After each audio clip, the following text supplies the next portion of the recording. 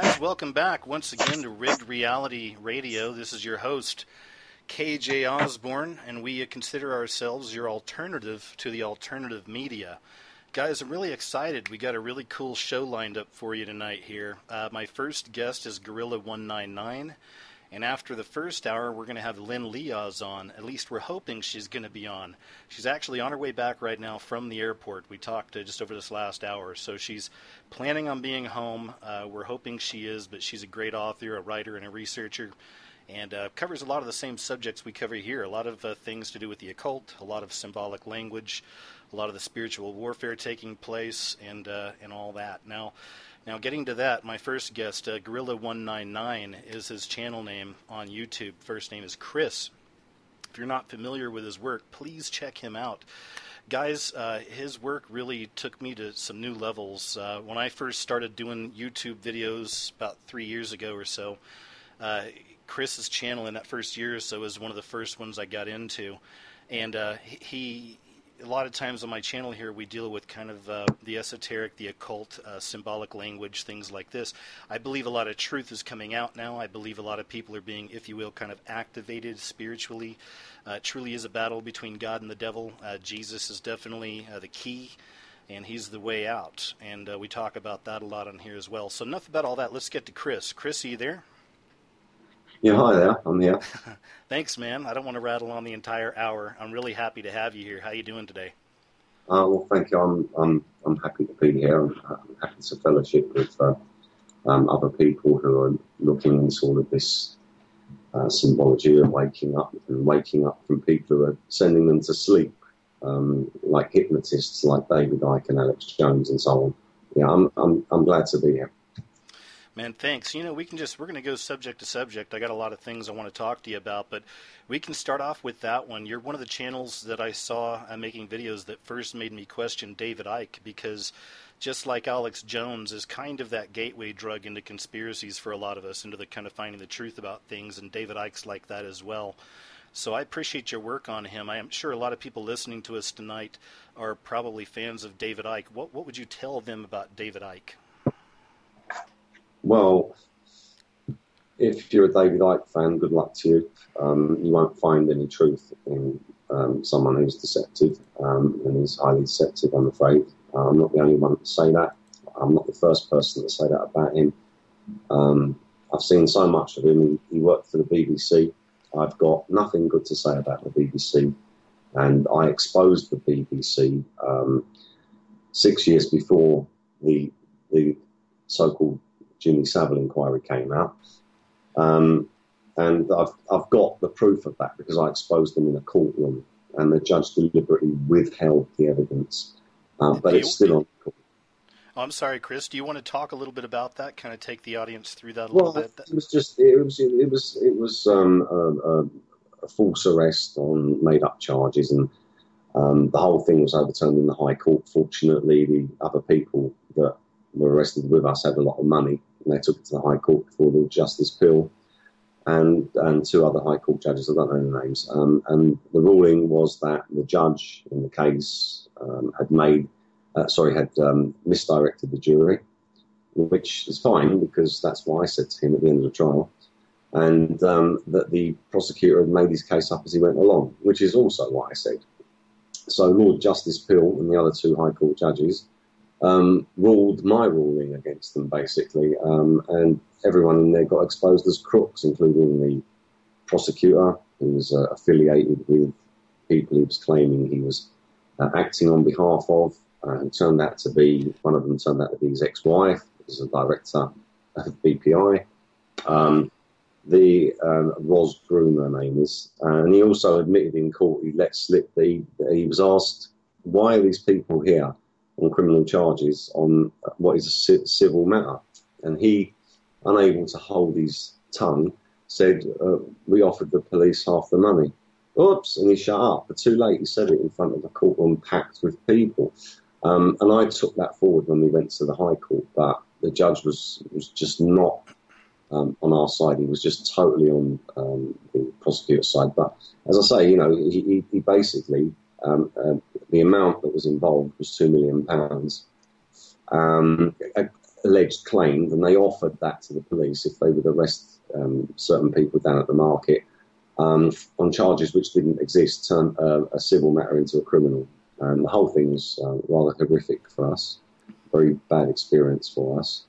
But every single person in that has been punished in many different ways. And funnily enough, the police officer who arrested us, turns out he two things. One, he was personally known to my wife's family, so he shouldn't have been there. Two, he is the director, if you like, the owner, person who runs the Pagan Police Association. And he actually arrested us dressed in satanic clothing, would you believe it, in front of a whole crowd of people. He was wearing boots, a pentagram T-shirt, a leather jacket with 3 upside-down crosses on it.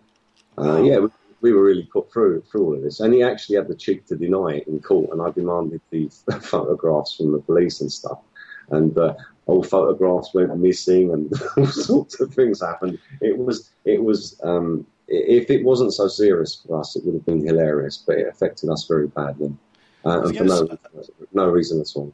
I was going to ask, did they ever have people following you? I imagine that was a part of this, right? Or what you mean? What with that arrest and stuff, or this stuff? No, just people following you, watching you, stuff like that. They were doing anything like that. I have actually had that done to me a few times in my life, and it was. I thought I was going crazy or something, but it turned out to be Masonic connections and stuff. One of the people who was behind this was before I knew anything about this. This was over money. This was over a business, and I had quite a lot of money, and they were after the money. And they knew people in the police. They knew people in the local council. They knew people everywhere because they go to the same clubs and things. As you've got to understand, if you're a Freemason, if you're a pagan, you are in a very happy place before Jesus Christ gets here, and that is because wherever you go, you've got friends, okay, and you can pull strings.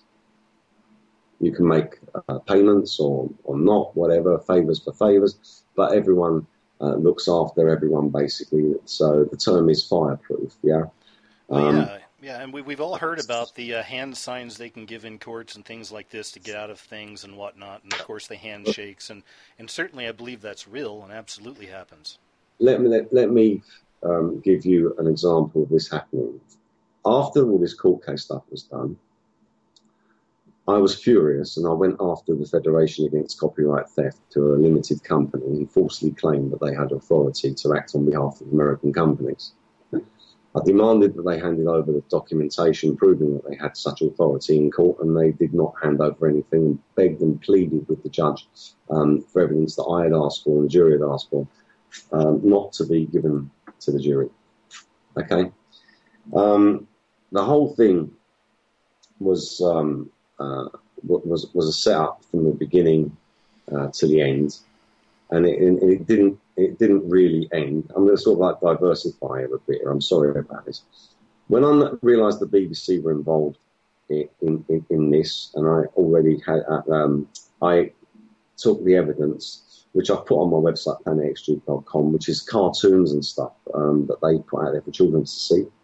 And in there, it is full of homosexual, pedophilic grooming. When I say homosexual, pedophilic grooming, I'm including lesbian women in that as well. What are the names of some of these shows? Names of some of these shows like the Thimbles. If you take a look at the Thimbles, you'll see that. Well, you can see it on my website, planetxtube.com, because I've got it all on there. But if you look at the Thimbles, you'll see that their noses are basically unerect penises, and their catchphrases are. One of them saying that he's getting the fimbling feeling, he wants the thimble, yeah.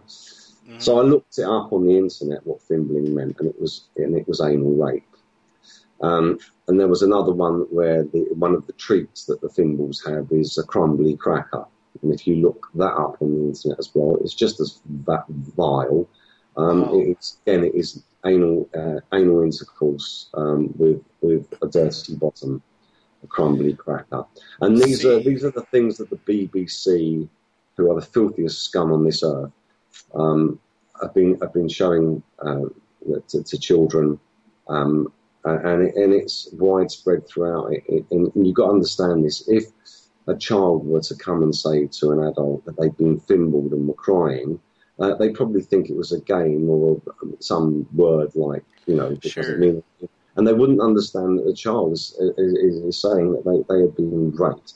And the BBC also broadcast in sign language on a show. It was Mr. Tumble, and the sign language said, "Hi kids, we are effing you. We are effing you." And that's what it said. And you can look all this up on the net. You'll find the stories up there too. Look on my website, planetxtube.com. But basically, they said it out loud through the Mr. Tumble show, what they were doing to children. And at the same time, all these other things that were there, again, were saying it over and over again. As I say, I tried desperately to expose this, but I couldn't.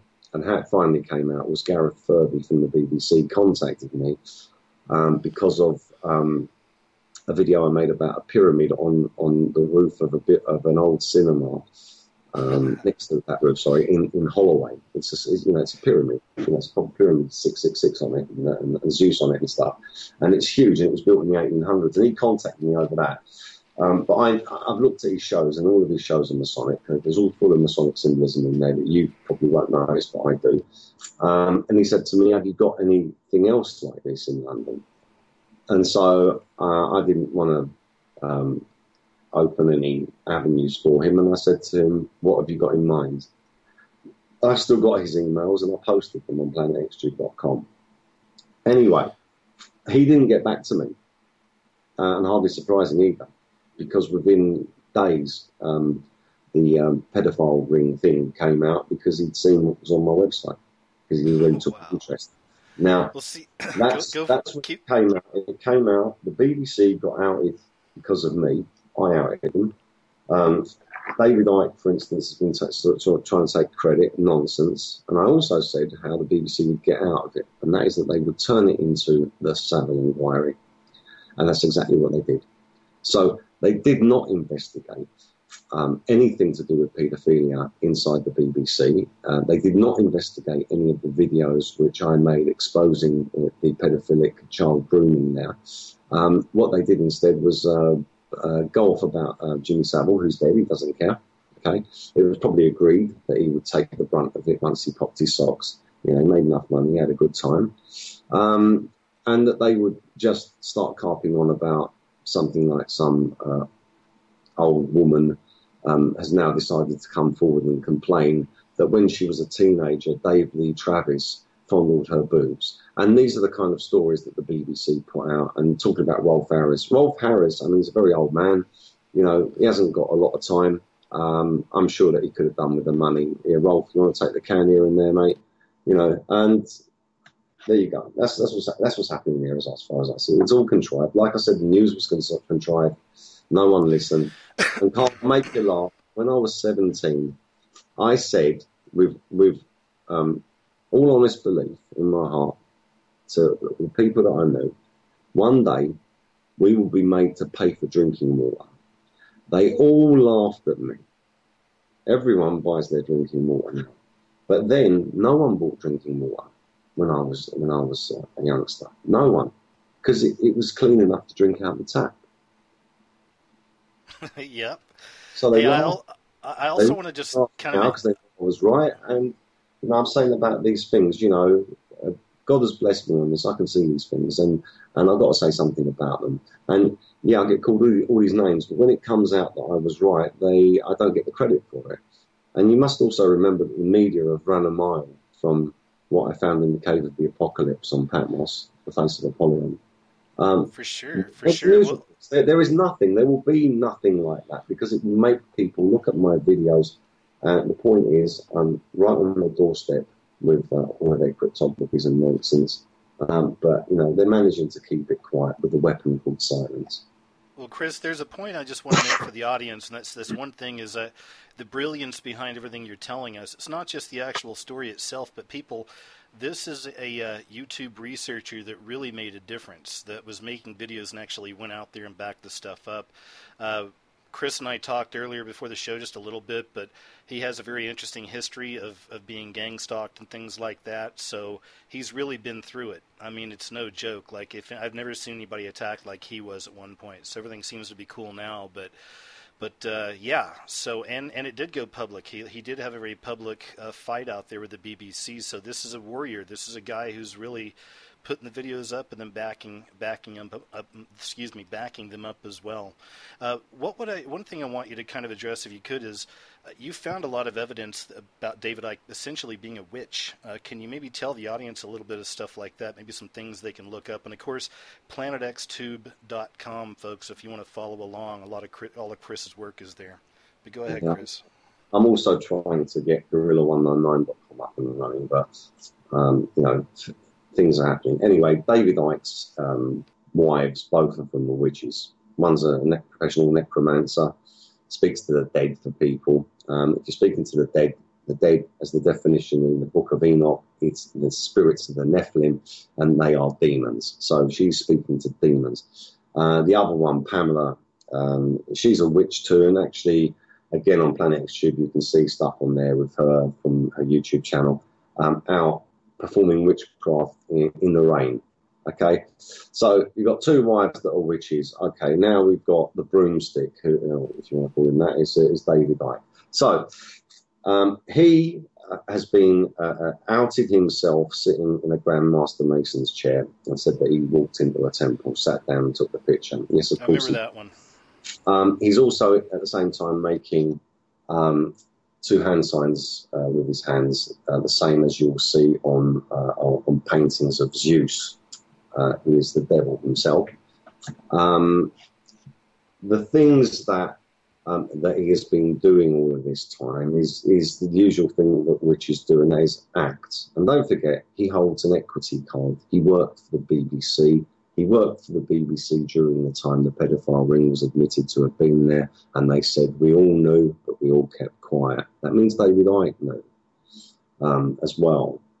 He was an MP, so he's got contacts in the Houses of Parliament. Give me a break that anyone in their right mind is actually going to listen to someone with a silver spoon, high establishment profile like he's got. Yeah. He's, he's actually attempted his hypnosis to the point of trying to convince people that they do not exist. But when God sorted it out and I bumped into him in Hyde Park, he said he'd talk to me, and then he changed his mind and started getting rude. I was filming it, and I said to him, look, the aliens on the moon holographically projected me here. Hey, this is recent, Chris, isn't it? Isn't this recent?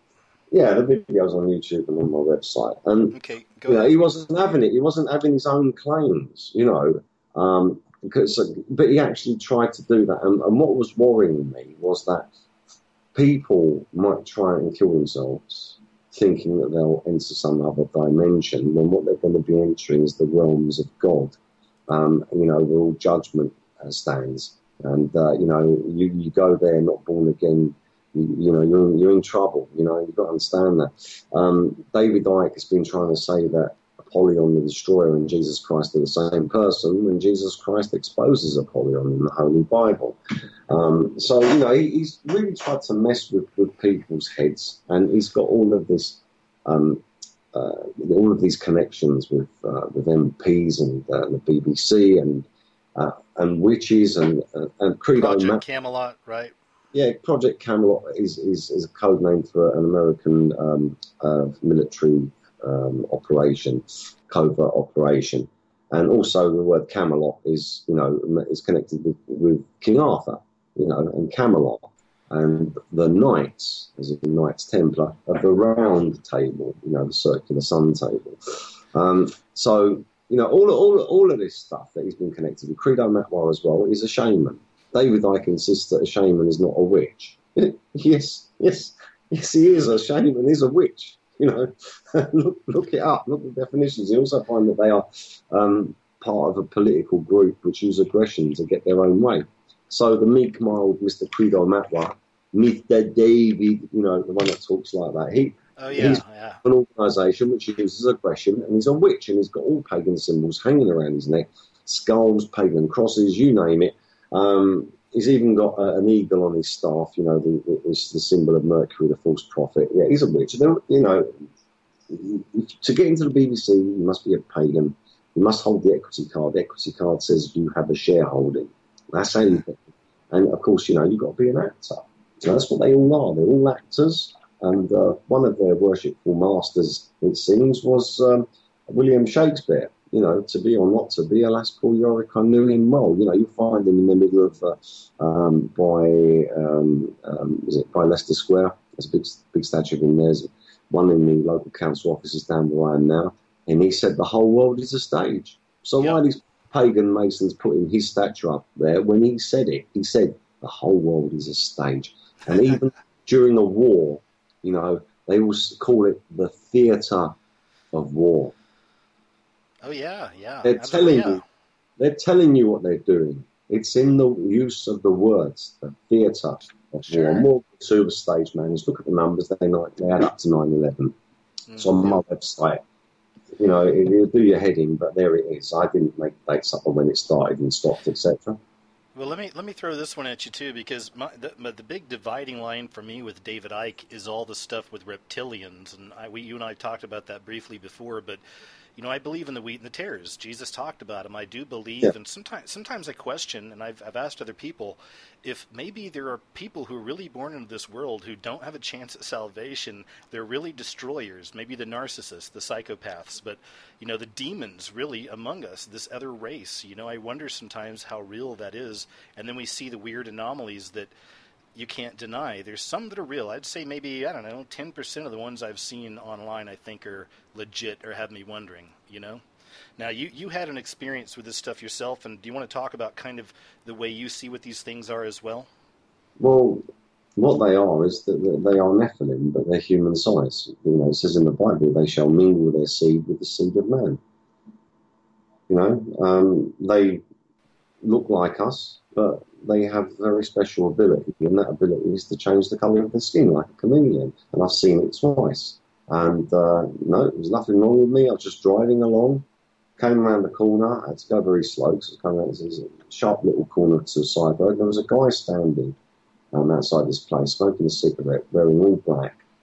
And he had a rather poncy sort of leather jacket on where it had a fox fur collar.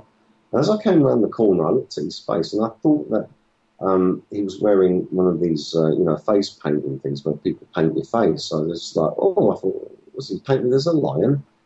And I slowed the car right down. I'm only coming around a tiny little corner here. There was no speed involved. And I thought, but his hair is the same as the fox fur collar, and the makeup's too good. And I started talking myself out of it at that point of what I saw. Instead of jumping out the car, I should have jumped out the car. I really should have kicked myself for that. But and I went off and I convinced myself that I never saw what I saw. And it was a white guy, and I could see his hands.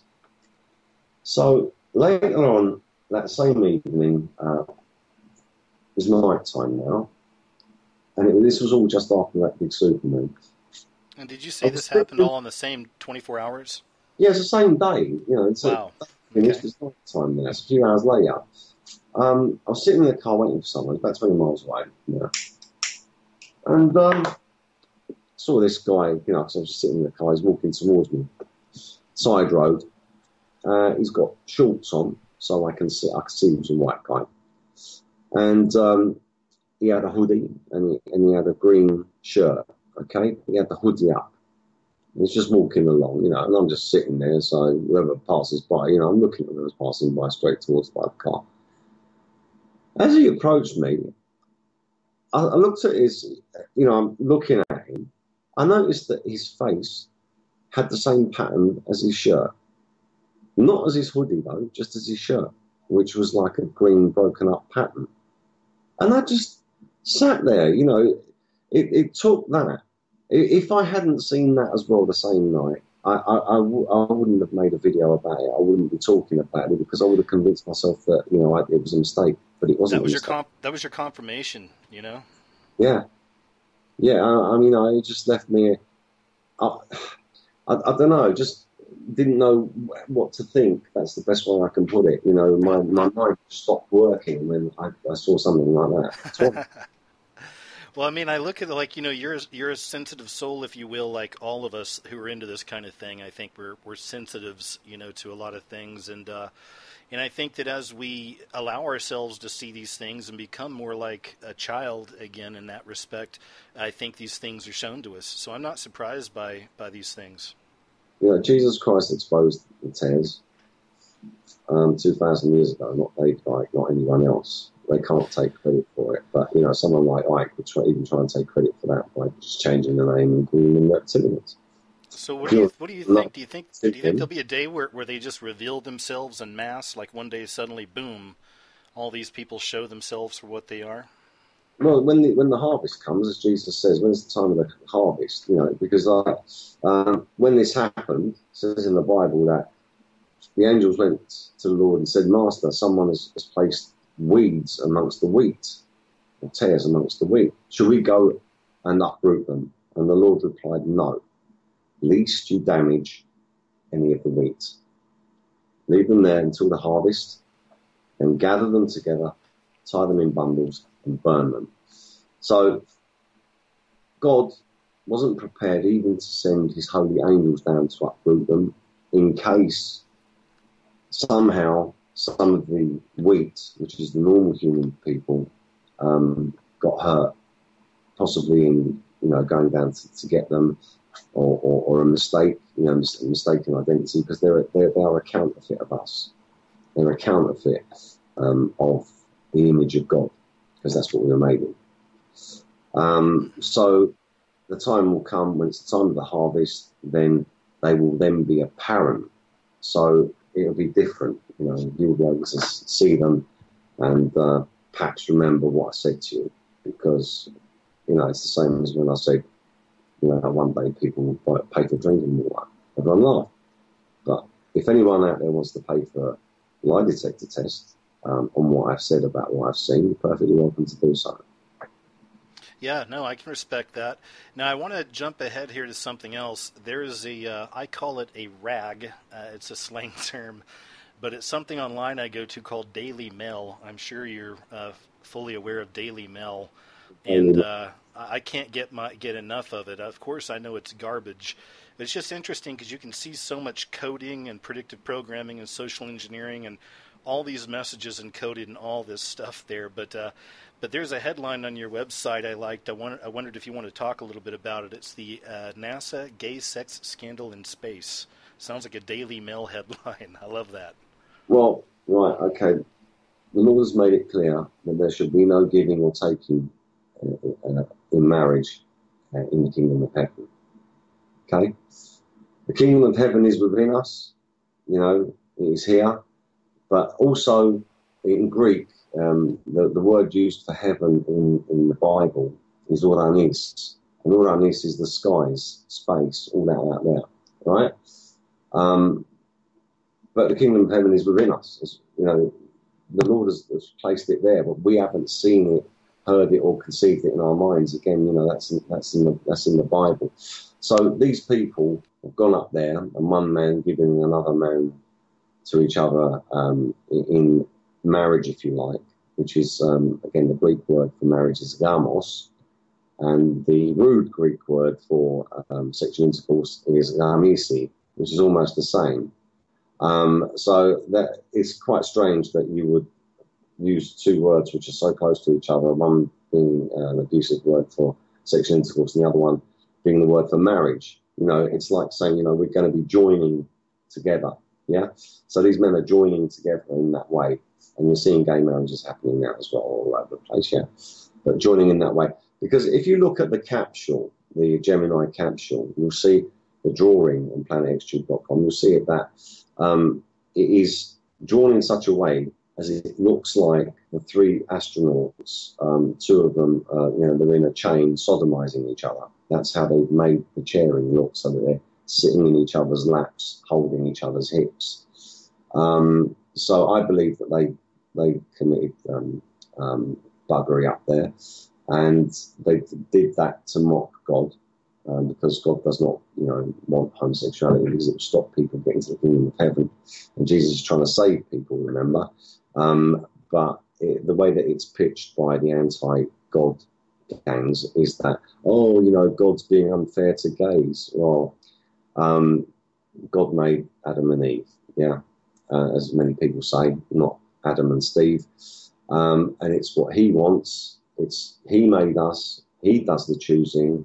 If we go by our own will and minds, then where are we going to go? If everyone stopped their own morality, I'm not just talking about what they talk out with their mouth. I'm talking about what they actually have in their heart. Because people say a lot of things about morals, but they don't have them. What is still in their heart that they keep as that moral? Once they lose that moral, then as David Icke would say, the limitations are endless. Yeah, you can go anywhere, and then you start going into things which God has said. You're going against God, and you're driving yourself further away from God instead of closer to Him. And so Jesus is actually giving a message of love there.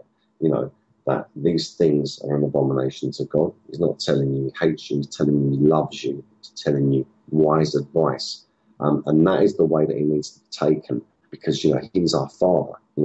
Everything was made through Jesus Christ. He didn't die on that cross for nothing. He died for every single one of us.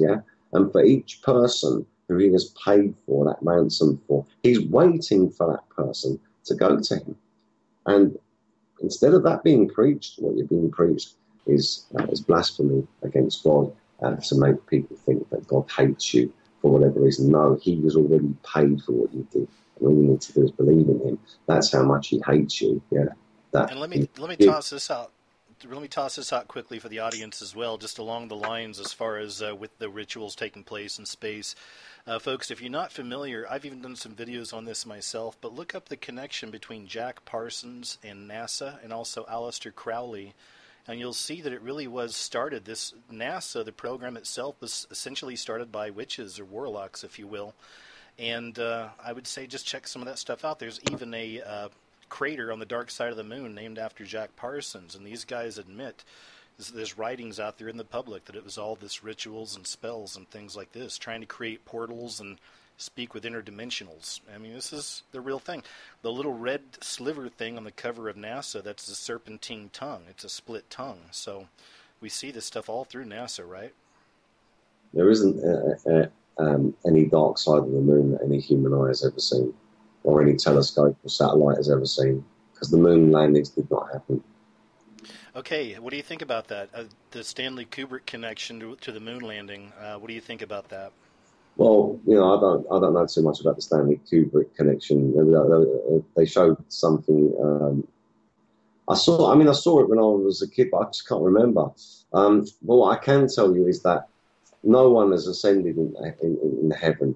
Only the one that came down, and that's Jesus Christ. He's the only one. Even the fallen angels that came here, they've never been able to leave. They're here.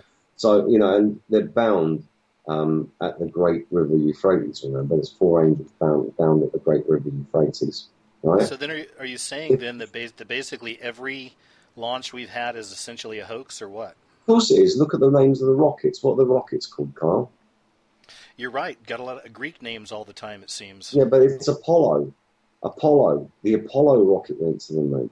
What you've got to understand is this: first of all, the Apollo rocket, right, is black and white, all right, which is Masonic symbolism, like a check. Okay, it's named Apollo after Apollyon the Destroyer, and they alleged that they sent the Apollo rocket to the moon.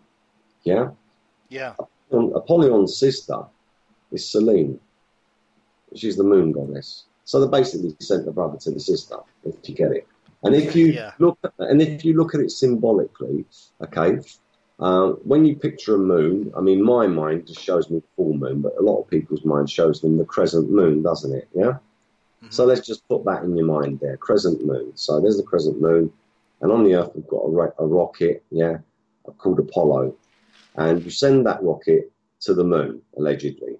Now, when that rocket gets to the moon, what do you see symbolically in your mind. You see the crescent moon, and you see what? The Apollo, which is what? Apollyon is the pagan sun god. A sun and a star are the same thing. A star is a sun. So now you've got a crescent moon and you've got a star. And what's that? The symbol of Islam. No, it's not.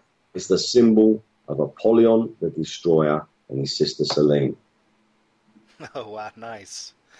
This is why I love you, my friend. That's good stuff. See, I'd seen that angle in your work before, and that was the first time I'd ever heard that. You've brought so many things to, at least to my attention, that sometimes I think I'm catching the majority of things I need to, and then I find your work and other people out there. But one thing you found, which I found similar, is turning images upside down and finding new images there. And you found an interesting one with a gray alien face. Did you want to talk about that a little bit? Yeah, the alien grey story is only about Zeus and Apollyon again. I made a video about it. You can go on my YouTube channel and you'll see Alien Greys exposed or something. I call it Alien Greys, whatever. Just put it on my YouTube channel. It's basically the face of Zeus and the face of Apollyon turned upside down. Once you turn their heads upside down, you look at their forehead up to the nose. It's an Alien Grey's face that you've been taught from all the crap that you've seen on the internet and on TV and stuff. That's what it is. And the antennas and stuff that aliens are supposed to have. Well, Apollyon, the destroyer, has got two little horns on his head. Those are his antennae. He's not, he's not proper human. He's the son of the devil. He's an abomination. Right, and let me ask you something else too, because it's definitely, if anything, kind of one of your masterworks. There's a lot of video on it. Did you want to discuss the Nibiru Palace a little bit and the subject of Nibiru itself? Well, the Nibiru Palace series will have one or two new things coming eventually. It's been a long time, over 6 years. As far as Nibiru is concerned, I believe there may well be a planet called Nibiru that will come in. A lot of the evidence in the Bible seems to say that there will be this something that will turn the world, because it says that that the mountains will be moved from their place and the stars shall fall from the sky.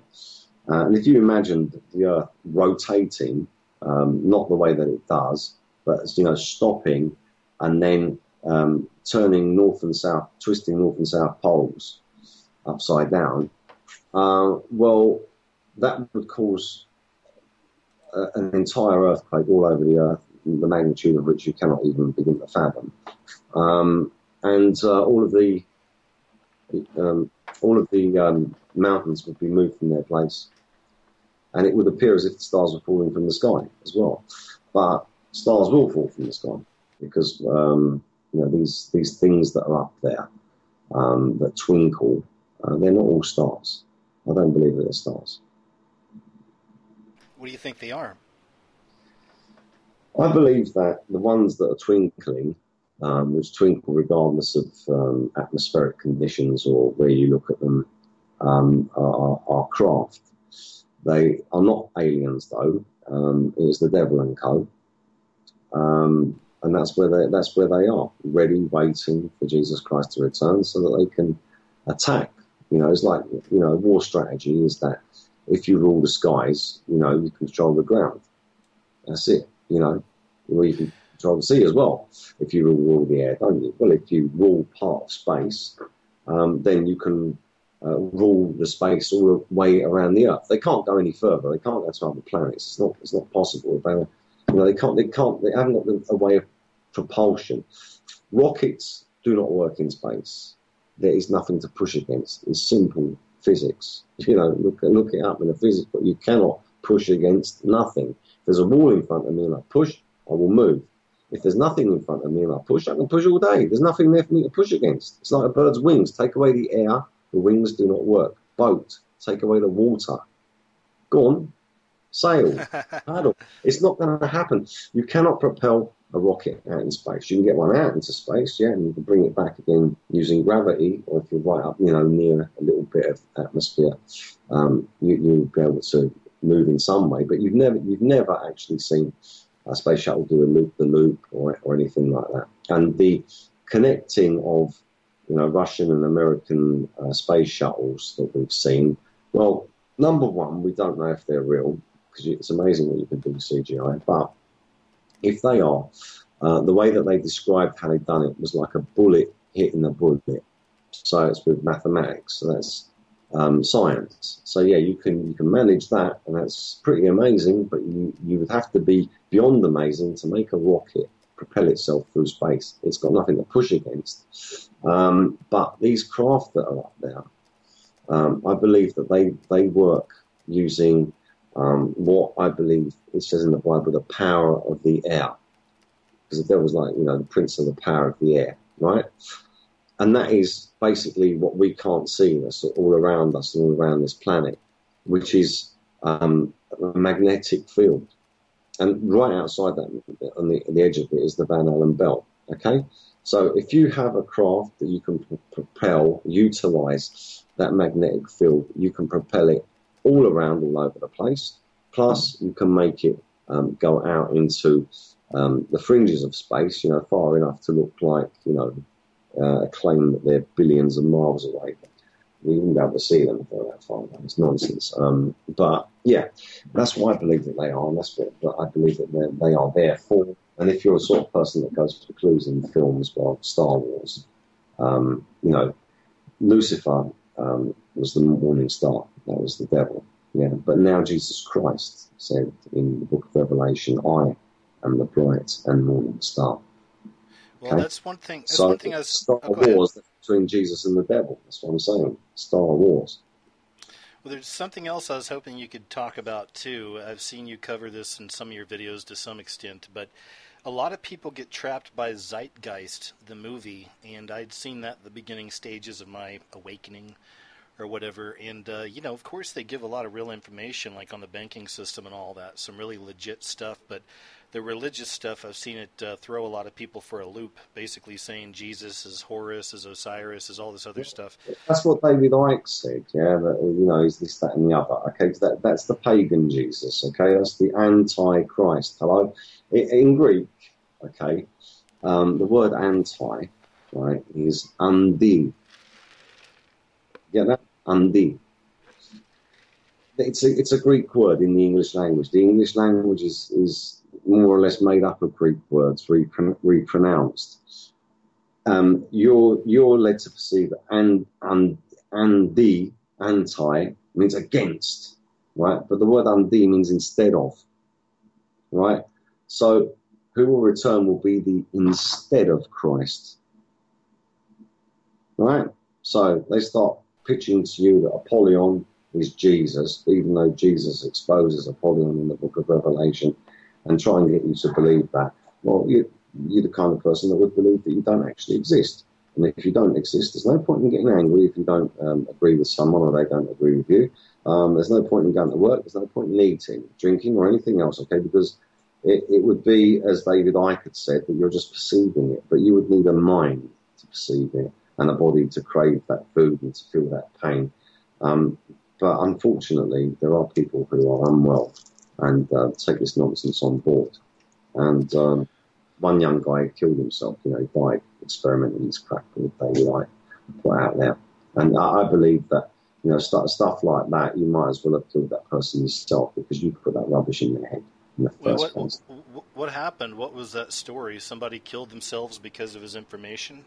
Yeah, that's what the media said, and David Icke called it disgusting, and just poo-pooed it away. But the point is, if you've got people believing you and you've claimed to be Jesus, boy, you're in big trouble. Yeah. This is the thing. The level to which that man goes to, we claim that he is Christ crucified, and then he says that Jesus and Apollyon are the same person. Well, hang on a minute. So he said that he was Jesus. That means that he's Apollyon. So he's basically told you he is at least a son of the devil. Yeah. His own words out of his own mouth, from your own mouth, you'll be convicted. From your own mouth, you'll be redeemed. And he has said. Well, I'm stuck on that story about some kid killing himself for the info, but you know what I think that is, and I think it's a decent point to make for all of us who make these videos. Channel. Go to my channel, look at my videos, go down a bit, and you'll find it. I've done it about, I don't know, in the last year. I'll check it out, but I think that it's important because I think what happened with him is, again, here's David Icke. He shows this kid some information that, of course, blew his mind, but he didn't give him the answer. And I think that's the difference is we have to let people know about God, let them know about Jesus. We have to let them know that there's an escape plan. I'm not the greatest preacher in the world, but I always try to put the message in my videos. But still, I think that's the key is we got to at least let people know. It's like, essentially you're like, hey, hi, let me destroy your paradigm and everything you ever thought was real and not give you any answers. That's going to make people go crazy, Well, that's one of my complaints, isn't it? That he hasn't actually exposed anything at all. He tries to take credit for things. Well, what are your thoughts on, okay, let me throw this one at you. Have you ever heard of the YouTube channel called Humans Win? Yeah, I think I have. Okay. But yeah, I don't know the name. He's old school. He's been around a long time. Another kind of a truther-ish type channel. Now he goes by Alien Fossil something. But anyway, the reason I bring that up is... Oh, him, yeah, he's took credit for some of my work. Okay, thank you. Now look, I don't like getting in YouTube battles, but I was a big supporter of this guy for a long time, and then I saw on one of his videos he was talking trash on me. It's like, dang, dude, I'd always hit him up and said, hey, come on the show or let's work together. I really liked a lot of his videos. That being said, I don't want to trash him because I still think he puts some good stuff out. So it's worth checking out, guys, because he also exposes Russell Brand in some huge ways. But with with We Are Change, Luke Rudkowski, he had a video that showed that guy giving somebody else an obvious Masonic handshake right in front of Alex Jones, and it wasn't set up like a joke. It was like these guys were greeting each other after not seeing each other for a while. So things like that make me wonder just how controlled this kind of mainstream truth movement really is. Well, it's all controlled. All of it is. Anyone who's succeeding in it is part of it, and you'll find that some of the people on YouTube are sold out. There's one guy, what was his name, Charlie Betch. Yeah. He went off with the BBC. They took him to America, and he came back preaching that 9/11 was not an inside job. So here's one for you guys. I was looking at my subscriptions, and I noticed that my subscriptions, as soon as they go over 16,000, suddenly I lose 100, I lose 200 subscribers within an hour. And it happened again today. I had 16,211 subscribers, and within an hour, it dropped down almost 400. Yeah. We talked about that before the show a little bit too, folks. That's real. A lot of people on my show have had the same problems. Yeah. I mean, huge amounts, not just a few, but in hundreds. They're taking them off me in hundreds. They don't want me to have a good YouTube channel on there. Well, I mean, maybe even with the ads, they're just not doing properly. Well, maybe the show can help you get some more subscribers, and I mean that in the best possible way, because I would never have even had you on if I didn't respect your work as much as I do. And let me also make a note too. I put a little promo up for this video or for this show just earlier today. And, sure enough, it's like a lot of people get real fired up. It wasn't even about you. It was more kind of about my second-hour guest, Lynn. But people get really fired up over this kind of stuff sometimes. So I don't know, man. I mean, it's hard to really pinpoint who the trolls are for me sometimes, And I'm not saying that about anybody who brought up stuff about Lynn necessarily. But, I don't know where I'm going with that. It's tough. I don't think people realize how much of a battle it is sometimes running one of these channels. Yeah, well, it is, and when you get like pittance back for it or nothing back for it, it keeps hurting your pocket all the way along the line. That's what's done. I spent all of my own money on this, refusing to monetize my ads. But in the end, finally, I gave in and monetized them, but it's not worth it. Pathetic. Yeah. And I don't think I'm getting paid anywhere near what other people are getting paid. From what I've understood, it's just you know what, over 400 videos. If I told you how much, you'd laugh. Yeah. It is laughable. You know, YouTube, like you showed me a link today of people admitting they were government trolls working on YouTube. Yeah, that's right. And what do you think about that? Well, I knew it anyway, but it's nice to see that, you know, it's coming out into the open. People were actually taking money to stalk people. That's disgusting. Isn't that crazy? It's just abhorrent behaviour. And for large corporations to be doing stuff like that, it's abhorrent. You know, it's just disgraceful. Just, you know, they need sorting out, but, you know, we can't sort them out. We just go along with it. What can we do? There's nothing that you can really do, you know, because you're on their website and they'll do with you whatever they damn well choose. Unfairness, Go ahead. Unfairness, etc. They will do whatever they want. That's what I'm saying. Oh, I'm sorry. Go ahead. They don't have any scruples or morals. It's all about their money and themselves. You know, it's not about you know, freedom of speech or anything like that. It never was. You know, YouTube was an opportunity to use other people's work to make a lot of money. Well, Chris, I want to dodge subjects here a little bit. I want to check something else out with you. One thing really original about your work is your connection with kind of the Greek symbols and revealing kind of the devil around us. Do you want to talk a little bit about that and kind of tell people some of the symbols they probably see in their everyday life or in movies and stuff and what it means? Well, the symbolism is based upon Greek letters and Roman numerals, which are also letters. You know, DCLX, VI, they're all letters, but they're numerals. And then there's the Greek stuff, you know. And they just use these as different symbols. So you'll see, like, for instance, the trident, you know, that's a Greek letter. You look at the O or the X, right? Well, you'll just call them an O and an X. Okay, but I can view them in terms of what they are in the Greek language, which is an omicron, because there's like two O's in the Greek alphabet. There's an omicron and there's an omega, right?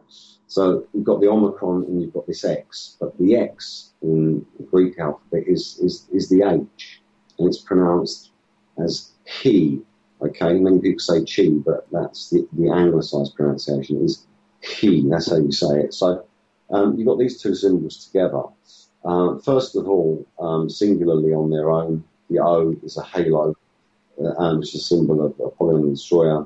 The X, which is the Greek H, right, is also a Roman numeral, and that is a 10.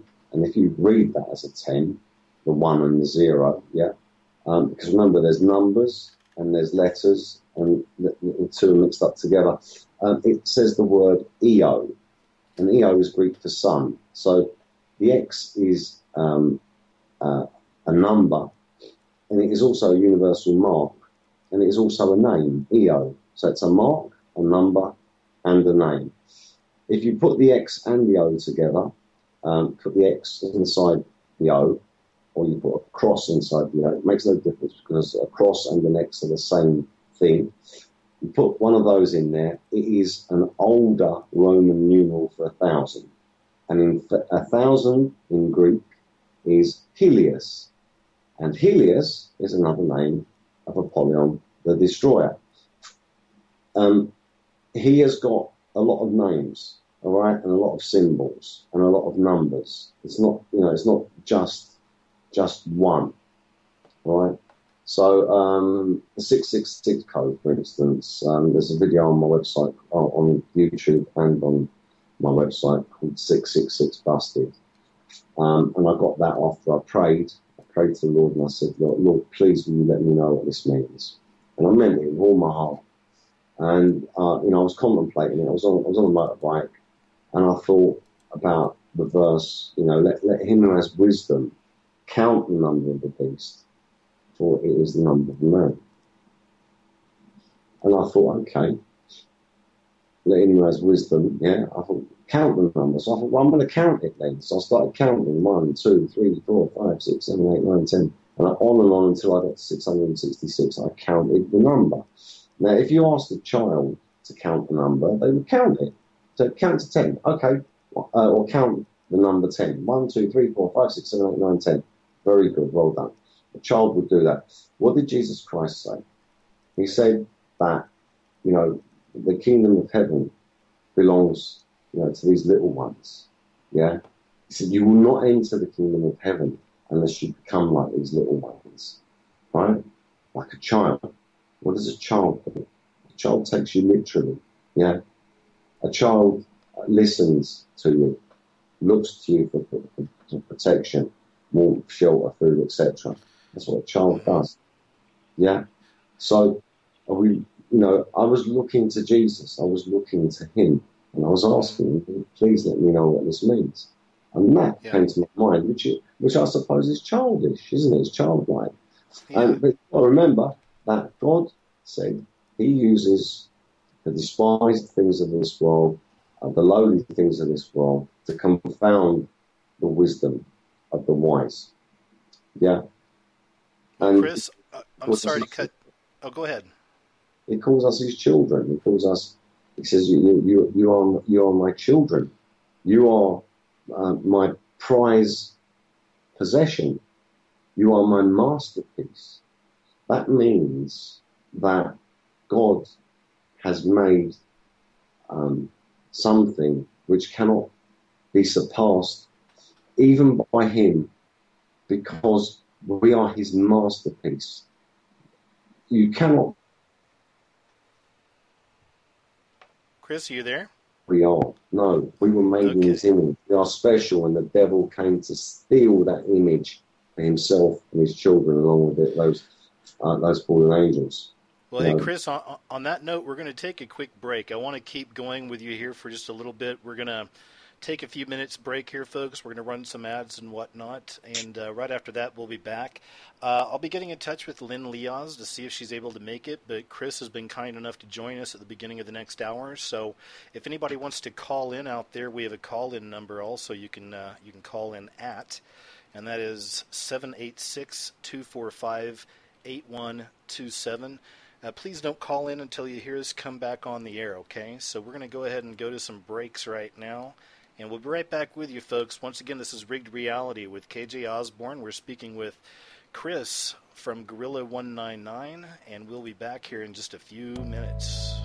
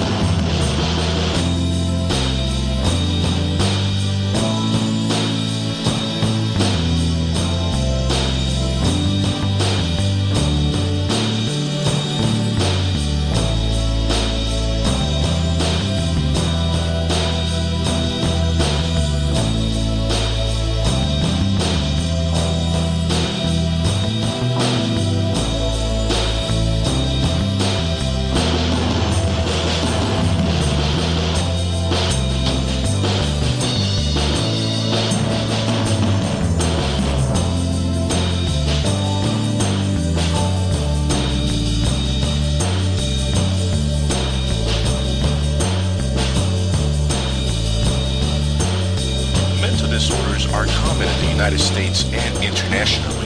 An estimate 26.2% of Americans ages 18 and older suffer from some sort of mental illness. Now, this figure translates to 57.7 million people who suffer from some sort of mental breakdown.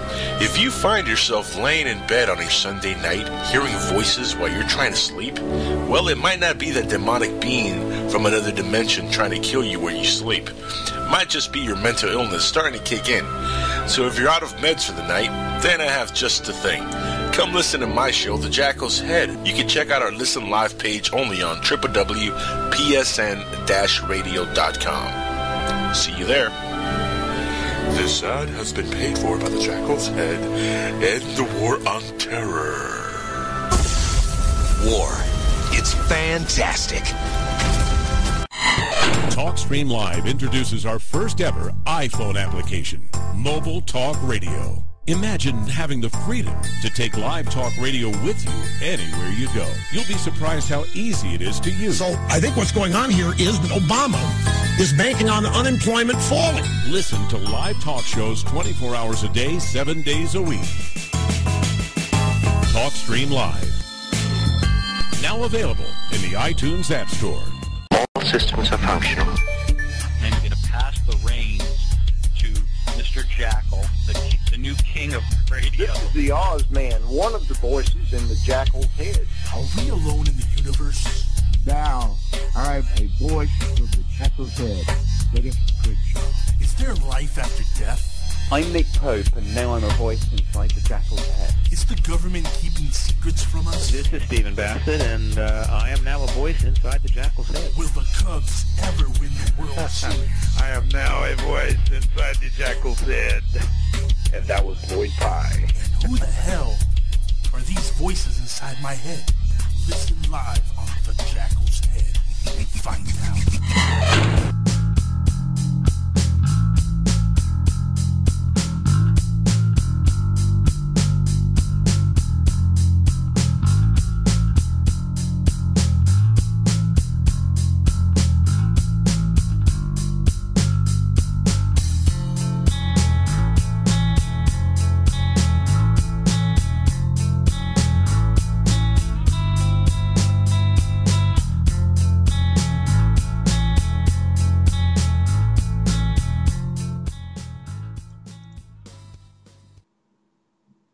Alright guys, and we're back. This is KJ once again with Rigged Reality Radio, and we're speaking to Chris from YouTube channel Gorilla199, and we're covering all kinds of subjects. Once again at Rigged Reality, we are the alternative to your alternative media.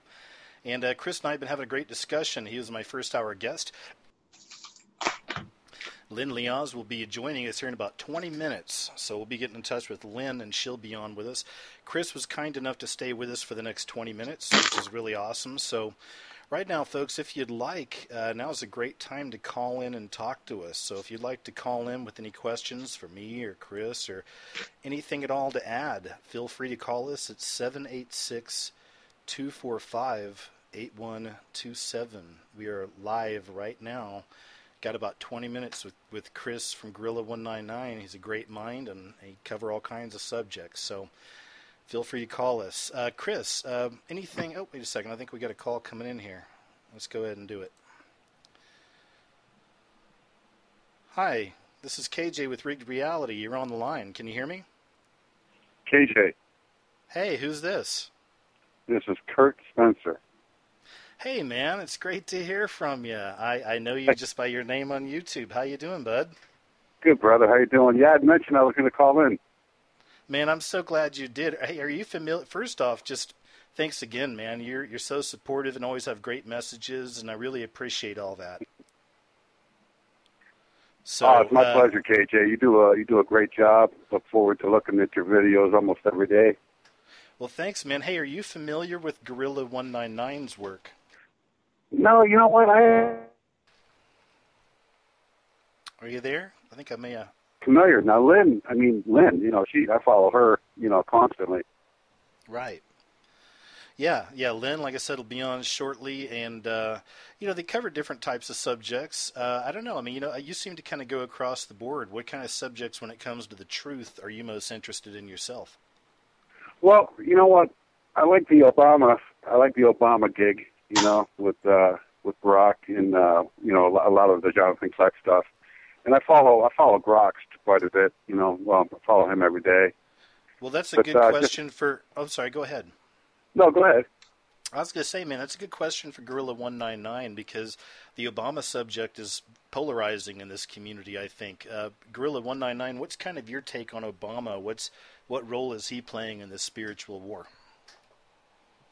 Well, he's playing the role of any Grandmaster Mason, The interesting thing about the higher rank Masons is a rather disgusting ceremony, which was revealed to me by someone who confided in me about it, and that is basically flatlining, which means that they allow themselves, when they reach a certain level, those who've got, who are prepared to do it, to be physically flatlined. In other words, given something that kills them, stops all of their organs working, and they're left like that for 3 minutes, and then revived. Any longer than that, obviously, brain damage and stuff. So 3 minutes and then revived, and then they are considered an ascended master. Because wow, that's heavy. Their spirit would have ascended and then come back. So it's witchcraft, and it's messing. People can get knocked out and all of their vital organs stop working. Okay, and they've got to be revived with CPR or electric shocks or what have you. Now, that's the same sort of like the same condition, but induced in a different way. You could get ended up like that. This is one of the things that scares me about this stuff, which is like Dave Icke and stuff, do at people and talk about all of this stuff, regions, out realms and all that stuff. This is all dangerous. They're all crazy. They all worship the devil. What do you expect, Yeah. Kirk, what do you think about that? I couldn't hear a word he said. Oh, no way, man. Are you serious? No, I'm sorry. I couldn't hear what he said. I was hoping you could recap it in a nutshell. Oh, okay. Yeah, no problem. He just essentially is saying that Obama's fulfilling his role as a high-order Mason. Actually, Gorilla 199, can you hear Kirk okay? Yeah, I can hear. Sorry, Kurt. Okay, all right, good. So we got that. Well, hey, man. So he's basically saying that, and that these are all basically devil worshippers, to put it just as simply as possible, because it's definitely a lot more complex.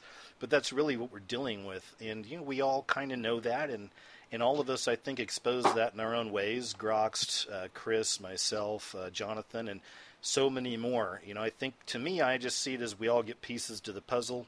But the fact that we're all human, that's why I can't sign off 100% on anybody else's work, and I wouldn't want you to do that with mine either, because we're human, and we can make mistakes, and we can be wrong, and, I just see it like that, It's not like we're going to be 100% on everything all the time. You know what I mean? I think that's fair, isn't it? Yeah, you know what? That's the way I feel, KJ. It's like a smorgasbord out there, and you know what? I mean, you can discern and pick up some things from everybody. And, we're just so blessed in this day and age to have YouTube and to have, the liberty to go on there. God forbid if we surrender that to another country or to the United Nations or whatever, Yeah, have you heard about that? That was the thing about a month ago. I'd heard something about that. Yeah, and it's like it's on the back burner right now, and it's frightening actually, because we'll lose our communication with each other, and and I don't think that Obama would have a problem surrendering it. I mean, look at what he's done so far. I mean, he's given away everything, And yep.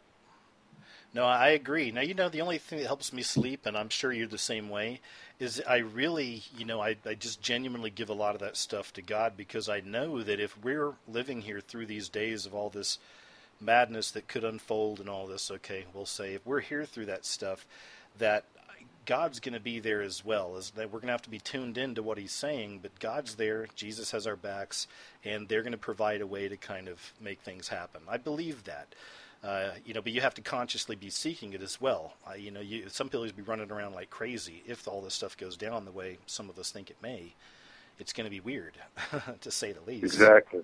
You know what I mean? But it's going to be a real, at that point, man, like the, quote, spiritual battle is on. I mean, no more veil is lifting. It's like, boom, here it is. So comes to that, like I said, really all you can do is just kind of lean on that faith and realize that God's got our backs and just run with it and see what happens.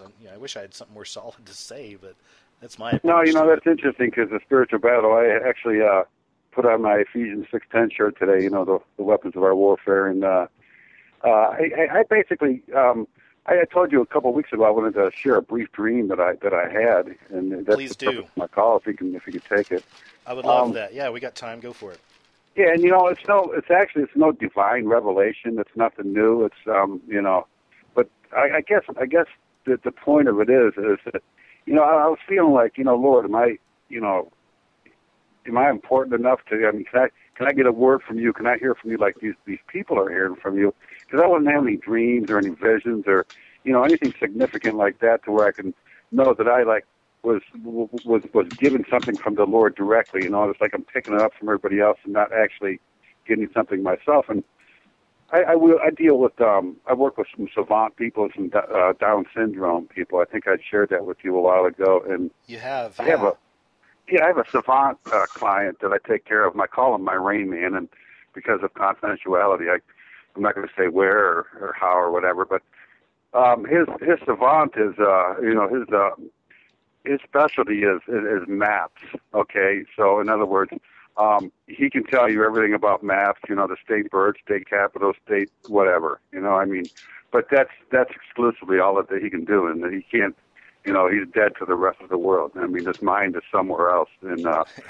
But one of the other techs that worked with with this guy, he had some puzzles, that he put together of the United States with the state birds and and the state capitals and everything. And they had framed the puzzles of the United States surrounding his computer, because he does well with the 1988, 89, and 90 Chicago commercials. That's another thing he's into. So he's on the internet. He's on the computer with that. Well, I had this dream that the puzzle that was mounted on the wall and frame of the United States actually crumbled, and only parts of the United States were still standing. And it was incontrovertibly, like, without a doubt, it was it's from the Lord. He was showing me that the fall of the United States, and it just blew me away when I woke up the next day and realized that he heard my cry of being spoke to from him in some way through, and I basically said through a dream too that I would like to be ministered to through a dream, and then to see the United States fall in with the puzzle and everything. It was pretty cool. Man, yeah. See, I think it really works that way. That's really cool that you prayed about that, and then that's one thing I find in people's experiences with speaking to the Creator is that God talks to you in a way that you'll understand. Some people get the dreams, some of the visions, some of the symbols, some of the mix-up of all of it. You know what I mean? Exactly. I think we lost Gorilla 199. I just wanted to say real quick, he was tired near the end. We talked during the break. He's kind enough to stick with us there for a little bit. But, I'll just say once again, I'd already said goodbye to him. But it was great having him on. Folks, check out Gorilla 199's work. Please check out planetxtube.com as well. And, I think you're going to find a lot of cool stuff there. So thanks again to Gorilla 199. Hey, man, so what else is on your mind, Kurt? Stick around with me for a few minutes. Folks, anybody out there want to call in and talk, I'll bring you in on a group chat with us. And that phone number is 786-245-8127.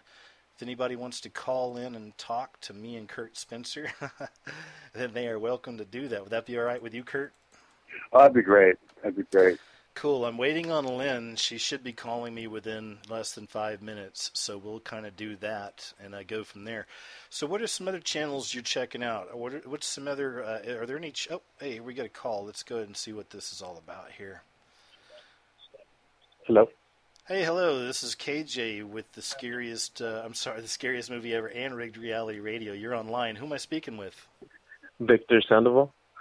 Victor, no way. Hey, man. Wow, this is great. This is like a weird YouTube family reunion for me tonight. It is. I was listening right now. That's cool. It's really great to hear from you, man. How you doing? Fine. How are you doing? I was listening to your show right now. Oh, cool, man. I live in the West Coast. I live in Los Angeles, so sometimes it's like hard for me to catch you. Man, but today I got off early. Where are you living out there? What part? Linwood. Oh, okay, yeah. It's like in between, like Compton, Southgate, like around that area. I know the area. Yeah, it's kind of on the way towards Long Beach, isn't it? Yeah, it's like right next to Long Beach. Yeah, man, I lived in that area for 7 years. I started in Burbank, moved in North Hollywood, then I moved out towards Pasadena in Montrose, which is by Glendale and Pasadena. And, man, that was a whole story out there. Anyway, how's Los Angeles treating you? Good. Hey, do you recognize Kurt Spencer from the YouTube comments down there? Uh-huh. Do you? Yeah, he's on the line with us still, I think. Kurt, are you still with us? Well, I think we lost Kurt. Well, man, there we go. That's all right. Well, hey, it's just me and you now. Kurt, if you want to try to call back, please do. Okay, you still with me, Victor? Yeah, I'm still right here. Okay, hold on. Let's do this. All right, hey, who's this? This is KJ with Rigged Reality Radio. KJ, I got dropped, I think. This is Kurt. Okay, cool. I was wondering where you went, man. We were just talking about you. Not too bad. Victor was. I told him to stop. But no, hey, man. Do you know Victor Sandoval from the YouTube comments? Does that name seem familiar? Yeah, absolutely. Yeah. That's cool. Well, man, I'm glad you guys get to meet too. Like I was saying, this is a YouTube family reunion. But hey, guys, man, seriously, thanks for being so supportive all the time, and all that stuff matters. And I try to answer everybody's messages and all that, but just thanks for being cool and being there, man. That kind of stuff matters a lot to us. At least it does to me, and that's one of the biggest reasons I keep going, because I know that people get it, and that's what I like. Well, yeah, you've opened up my eyes like big time, and I appreciate it. So then that's why I always feel like I gotta back you up, especially when I see those bad like comments.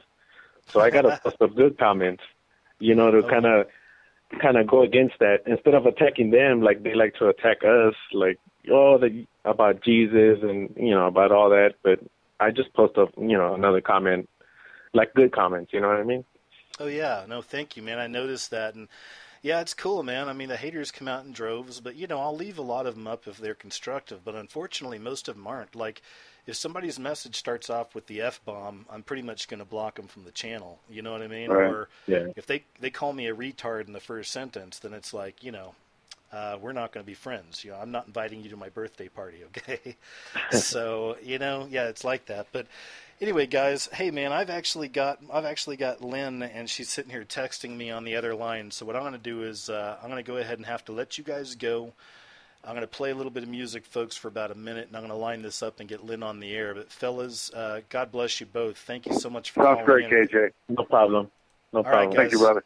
Take care. Right. Bye. You too. Bye.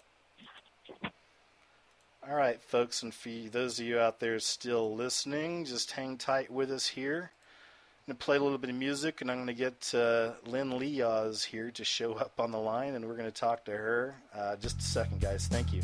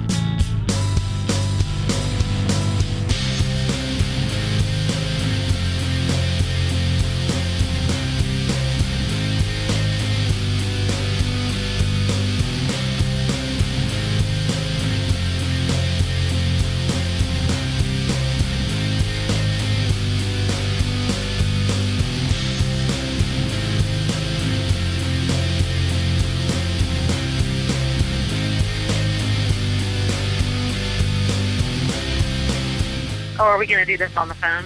Yeah. This way? Okay. Yeah, that's all right with you. Hey, guys, welcome back once again. This is KJ here with Rigged Reality Radio. I actually have Lynn on the line right now. Is that going to work okay for you, Lynn, talking like this? Yeah, we can do it this way. Okay, cool. That works. Well, hey, wow, you're a hard gal to get a hold of. I mean, talk about playing hard to get. I mean, I understand, but come on, Lynn. I thought we were friends. I'm just kidding. I know you've been under a big rush. Lynn just got back from picking up a friend at the airport. How'd everything go there? Actually, it was Lisa Haven. She's my partner on the on my radio program, and I picked her up from the airport. We got stuck in a traffic jam. Good times. So, yeah, it was fun. So it was a really long drive, but we just got back a little bit ago. So she's here with me now, too. Oh, cool. Good. Well, hi. How you doing? Lisa, right? Howdy. Hi, Lisa. How are you? Good. How are you? Oh, good. Thanks. Well, it's nice to have you with us tonight. Glad you made it there safely. Yes, thank you. You're welcome. Nice meeting you. Nice to meet you. Can you hear us okay like this on speakerphone, or you want me to put back on regular phone? No, I can hear you all just fine. You can hear me okay? Yeah, great. You sound great. Cool. Well, hey, shucks. Well, hey, thank you.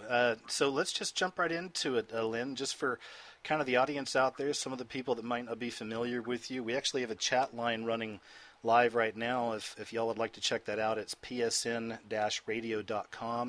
Enter the chat section. You'll see a little link to that on there, and then you can actually go into the chat, and we're live right now. Anyway, so for some of those people that might not know your work, let's just start from kind of the beginning, if you like, and kind of tell us about your awakening, if you will, and the kind of what you're doing as far as putting the puzzle pieces together and being a watchman or watchwoman. Well, I just saw in the last few years, I got on the internet because of a book that I wrote called Soul Deceiver, and it was back in 2012, and the Lord started leading me into posting news articles, and then people were really liking that, so I started a news website called VineLifeNews.com. Actually, I started it first as one of the free WordPresses. It was VineLife Net at the time, but we switched over to one of the self-hosted. And then, God just really got me into the whole prophecy news and started calling me to warn people and to expose evil and to warn people how short time really is and to repent and to get ready because big things are going to start happening. So, well, if there was something you could show somebody to just really just slam them in the face with just information, showing them there's no way they can deny that something big's happening or we're close to something. I mean, what piece of information would you go with? What would you try to show these people? Because a lot of people are doubters, of course, in these days as well. Well, there's just really not one thing in particular. I mean, there's a lot of things together. We have everything that's going on with this whole peace talks over in Israel where they're trying to get this peace agreement to happen. We have strange weather going on everywhere and catastrophes. We have stuff in our government to do with Obama and his gun bans. He wants to ban guns, and the fact that he's taking the freedoms away from the people who are conservative or Christian, and everything. The Bible says that in these times, in the end times, sorry about that, the Bible says that in the end times, that what is evil will be called good, and what is good will be called evil, and we can see that happening right before our eyes. And there's also a whole slew of other things that I'm hearing prophecy ministers talking about that could very well happen, and happen soon, especially the economy. Yeah, absolutely. I mean, just randomly, but when you said it'll be a time when good is evil and evil is good, I just randomly thought that a great example was when I saw 3.5 Men win an Emmy. I think that's when it really settled in. I was like, something bad is coming, But seriously, folks. So no, thanks for covering that. Now the book series, what are the subject matter in there? Of my book, you kind of broke off a little bit on my phone. Oh, good, because I made a joke and it was dead silent, so hopefully we can fill that in later with some laughter or something. But I was asking about your book series, though. What's kind of the subject, if you want to cover that a little bit with people?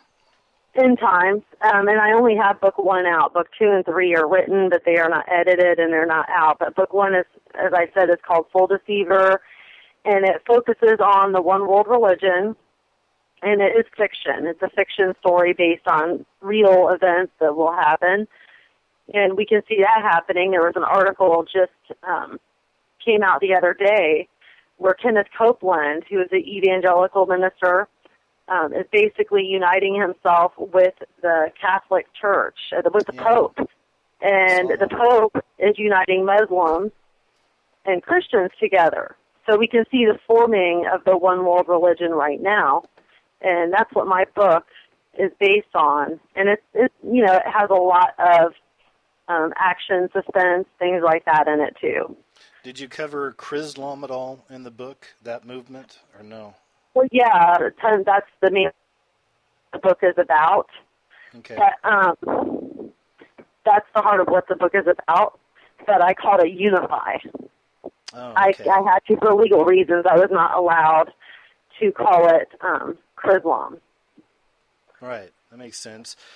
Well, let me ask you this. You had mentioned something about the peace agreement they're working on out there, and I see a lot of people in the chat rooms and just on videos messaging and stuff like that, but they think that, there's going to be that 3.5 years of peace with this agreement, and then something bad happens, and then everything is revealed, and then it's hell on earth or whatever. I mean, do you think this is that peace agreement? Do you think that that's information that's maybe being interpreted the wrong way? I mean, what's kind of your take on that stuff?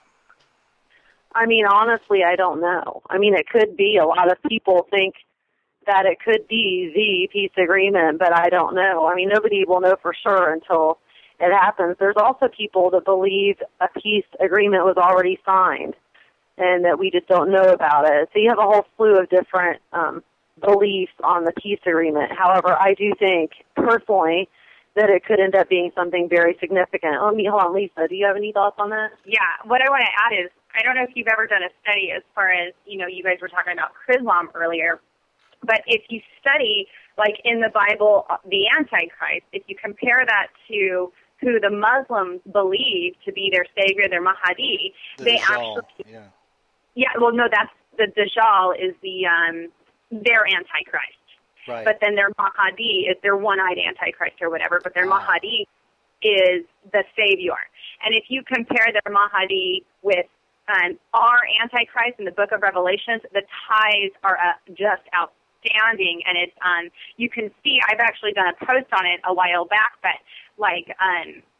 you have the pale horse rider, and the Mahdi comes on a pale horse rider. I'm trying to remember what else were some of the types. Oh, they both sign a 7-year peace treaty.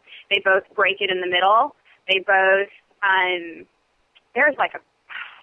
Well, that pale horse alone shows up a lot. I've seen that symbolic language in a lot of things. I mean, there's even an Obama speech he did a while back where he had this whole Greek theme behind him, and then at the top there was a white horse. I don't know if you remember that or not. Can you all hear me? Yeah. Yes. That's the tie to the Muslim Mahdi. I'm going to pull up the post real quick so I have that. Put Antichrist and Muslim. Oh, right here. This one. Okay. So you see, I didn't know. So you do research also. It sounds like, right? Yes, I post for Before It's News. Here it is. So here's some of the ones. They both speak pompous and worth. They both do healings and miracles. They both signed a 7-year peace treaty. They both have a powerful army. What about the sexuality thing? Because I understand the Antichrist here that I understand is coming for us is going to be. I always think kind of either androgynous or bisexual or maybe even gayish. I'm not sure, but I'm seeing more of a transgender type thing coming. Any connection with that, with this Mahdi? Not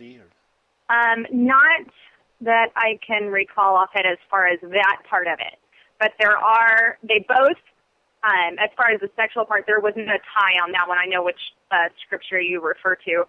But as far as the mark of the beast, the followers of Mahdi, if you notice, they wear the mark on the hand and the mark on the arm, or on the hand and the forehead. That's because in their either it's in the Hadith, I believe, or in the Quran, one of the two, they believe that they are going to be marked by a beast. It's a beast that marks them, and this is the mark of Allah. and this is a good thing according to them. And obviously, we know this as a bad thing. But they both conquered Jerusalem. I mean, the ties are just amazing. I actually went through a Muslim book, like I read a book on Muslim prophecy. And there were even ties, you know, the two men that come back in the Bible that are supposedly Elijah or possibly Moses. Those are just theoretical names that are thrown out. You know what I'm talking about, when they come back and they prophesy and they live, and then on the third day, is it the third day that they die, Lynn? I think, is that correct? I think so, but I'm not positive. It's 3 days, right, that they live and they die after 3 days. Is that? I believe so. I'm having a brain. We'll go with it. It sounds good. Sure. But even in the Muslim doctrine, they have two prophets rise, and I don't recall the names, but they also die, and they're killed, get this, by the Mahdi. And it's a big parade-ish. It's a good thing in the Quran. Well, Ahmadinejad, I know he's openly called for this. Like, he wants this to happen. He's looking forward to, to Armageddon, to World War III. He's calling for this being to show up, or whatever it's going to be. Oh, right? Yeah. Yes. They have a false. They have the Dajjal is their Antichrist, if you will, but and their Mahdi is their. Go ahead. No. I'm sorry. Go ahead. Yeah, and their Mahdi is their quote unquote savior, but obviously we know their Mahdi as the Antichrist. But if you ever get a chance to see the similarities, you'll just be blown away by them. Well, let me throw this one out here at you ladies, and that sounds awesome. I'm actually going to have to check it out. Actually, where can we see some of your work? You said before it's news. Can you just give us maybe websites, whatever? I post pretty much all of it on Vine of Life as well. So if you go to Before It's News, just Lisa Haven, or you can go to Vine of Life News it's Vine of Life, www.vineoflifenews.com. And Okay, I'm on there also. Sounds good. Okay, cool. Now let me throw this out to y'all. There was a little bit of controversy today. I threw up kind of a promo on my channel for the show, as I always do before the live shows. And I was getting a little bit of heat, and it wasn't really so much at me, but it was kind of towards Lynn, just a little bit, Lynn. And you know I love you, and I know you're tough, so I know you can handle this. And I figured I'd just throw it out at you, see if you wanted to address this, because I really don't know much about it. But it seems some people had their feathers ruffled a little bit about you supporting Jim Bakker. This is kind of something some people are saying. Do you want to cover anything on that or talk on that? Well, I have no problem with Jim Bakker. I don't sit there and I don't hold against him, nor do I have a right to hold against him the sins of his past.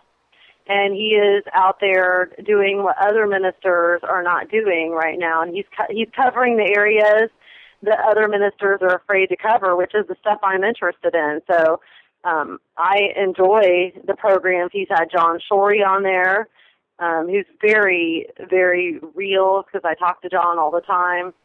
And he's got good information on there. So I mean, if people want to,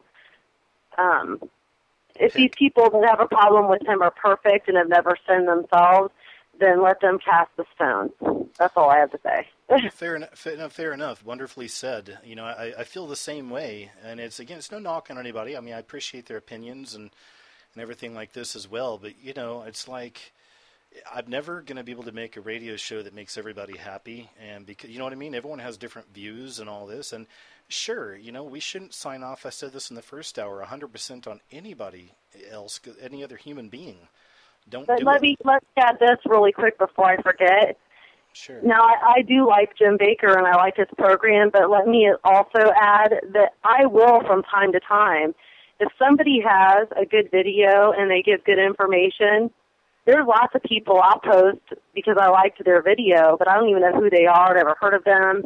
Or I may post somebody I don't even necessarily totally agree 100% with everything on, but a video clip of them talking was very good, and it had to do with what I'm writing about, and I'll use it. I let the Holy Spirit lead me, and if God leads me to post something, that's what I do. I don't go by. You would not believe the amount of people I have that tell me, what to post and what not to post. I would be like a wave being taught. I just let the Lord lead me, and it's that's where God has me right now. I feel something big is going to happen in America, and that's where I've been led to focus on right now. Well, in the first so hour, they can think of God. Fair enough. And in the first hour, Chris and I we were talking about the Obama subject is a polarizing subject in this kind of community. I know Jonathan Clegg does a lot of interesting work there. The Grox does his thing. I've done some of my thing. You've done some of yours. But what do you think of this Obama? Do you think that he's going to be the Antichrist that I've spoken of, or is he just an Antichrist, or what do you think about this? Well, I mean, there's a lot of things that would point toward him to say that he very well could be, but I don't know. I won't know until everybody else knows. We'll all eventually know for sure. He either is or he is making the path for the one who will be. But in all honesty, so far, Obama does have all the credentials of what the Bible says the Antichrist will have. Now, one big thing that people are mistaken on is everybody throws this thing out that the Antichrist has to be liked. That is not until after the last half of the tribulation. It talks about him being charismatic or something like that. Well, Obama's followers love him, and most of his followers are either homosexual or very liberal and so forth, or pro-abortion and whatnot. But then again, there's a lot of people that are like that can't stand him. But his followers love him, they adore him, they think he's funny. It doesn't say God's children are going to like him. No, that's true. Yeah. One thing that I'll add. Remember that first year. Sorry, ladies. Go ahead. I was going to say, remember that first year that he was, president, like around that time, all those videos started popping up on YouTube with different groups of people, like not only children having to sing these songs of praise that their teachers are making them sing, but a lot of these kids becoming militant, like followers and stuff. It was a whole deal. So anyway, sorry, go ahead. Yeah, I mean, on that line, that it's almost like Hitler regime all over again. in a totally thing. Yeah, same thing. Go ahead. Yeah, and what I was going to say is when I remember, just for when he originally took presidency, there was such a spirit of fear, spirit of intimidation, just all over the place when the voting polls, the very first time he came out, there was a huge oppressive spirit. I could just feel it everywhere, both times that he went for office. Yeah. Yep. That's something. I mean, that's one thing to bring up, the spiritual oppression side of it, but whether or not he is, time will tell. But he's definitely a type of Antichrist, if not the. Well, tell me this, in all your time, how long have you been kind of awake? How long has it been for you now? Well, I grew up in a family that was very into this stuff, so I got a lot of it passed on from my father. But as far as me personally,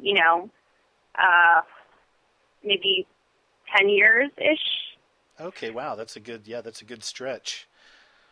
In all that time, and especially maybe the last few years, as you've kind of honed your skills with research and writing, what's the most astounding bit of information you've come across that really made you think, wow, this is it? We are certainly in the season of the end. I think all the stuff that's happening with Israel.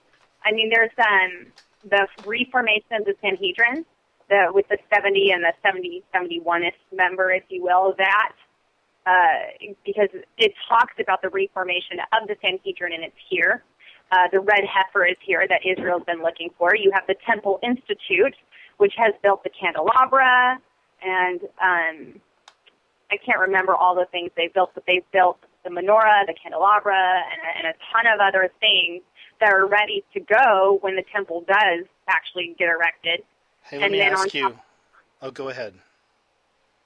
Well, just on top of that, I mean, all the prophecy in Israel, you could do, I did just a page on what's going on in Israel alone as far as it's regrowing. God says in the latter times that it would be a prosperous place, and it went from desert to beauty. That's another 100% fulfilled prophecy. Plus, he said, this generation shall not pass. But knowing that happened in 1948, we're awfully close to that time. Yeah, that's one of those facts that always kind of throws me for a loop too, But I mean, I don't know much you all, but when I was a kid, I kind of knew. I remember when I was 13, I had a big moment, but I just kind of knew from a very early age that we're that generation. But I think it's kind of awesome at the same time. It's fascinating. Yeah, me too. I think. One thing that I want to, me and Lynn anyway, encourage people with is, not to be fearful of what's to come, because we're watchmen on the wall, and our duty from the Lord is to warn people, and it's to warn people for a reason, to warn them to get right with the Lord spiritually speaking, to get their hearts correct with God, to get in line with God, and not to shove things under the rug because they're scary or fearful, but to focus on God. You're right. We get attacked on that a lot, the whole fearmonger thing, don't we? We do, and it's probably one of the most upsetting things, at least for me. I know it is for you too, right, Lynn? Yeah, I mean, it's very frustrating because, that's not what we're trying to cause. We're not trying to cause fear. The events that are going to happen in themselves, even according to the Bible, are fearful. The Bible refers to these days as terrible.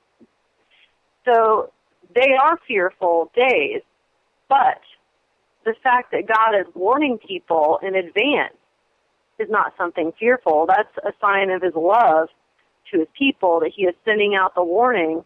The time is short, so people can not only be prepared spiritually, but also physically, because he does love people. So, the call of a watchman is not an easy one by any stretch. It's one of constant persecution, and, people are always wanting to either argue, debate, or judge you and put you down, and so forth. But, it's very important. It is a very important call. I'm honored, and I know Lisa is too. I'm honored that God would use me for such a thing, even though I face persecution daily by people, hatred, and just all sorts of nasty things. And I want to add to that. I'm reading Jeremiah right now, and at least for you and for us, it's very encouraging, because when I look at the life of Jeremiah, and when you look at his life, nobody listened to him. He prophesied over the people and tried to tell the people what was going to happen and go on, and nobody listened to him. But he didn't give up getting out the message, and I think that's where our hearts lie. I know your heart is there because I watch your stuff, and it's awesome, and Lynn and I's hearts are there, and it doesn't matter what they say, because we're going to continue to preach the word, just like Jeremiah did, trying to get the hearts of the people listening to understand. And that's what viewers and those listening need to understand. It doesn't matter what they call it fear porn, call it fear tactics, call it whatever you want. Just don't call it boring. Yeah, it's definitely not boring. No.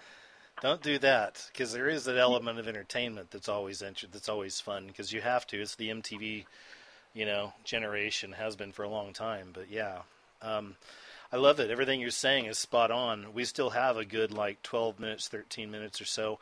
So I want to tackle this subject with you two ladies, because it's another one of those big subjects in this community. It's the idea of this rapture of Christians suddenly disappearing. Leftovers is a new television series coming on. I think it's HBO, all about the leftover people after the rapture, it seems. What's y'all's take on this rapture idea? I used to be a pre-tribber, as mark my words, used to be, until things started happening. Back, I would say it was around in 2012 when I started kind of having doubts about certain things. And pre-tribbers believe in the great escape, the get out of jail free card. And that is, let me just give you an interesting fact that John Shorey shared with me. He wrote a book called The Window of the Lord's Return. He's mid-trib, and I'm mid-trib, and Lisa is mid-trib. But we used to be pre-trib, as I said. I was pre-trib pretty much my entire life until a year ago. And I studied it hardcore. Me too. Reformed pre-tribs. All right. Yeah, and here's the thing. The majority of Christians that are pre-tribbers are here in the United States. It's that westernized mentality of nothing bad can happen to us because we've had it good. And persecutions have been going on in other parts of the world for generations and generations. People get killed, even here in the U.S., from natural disasters. People die all the time.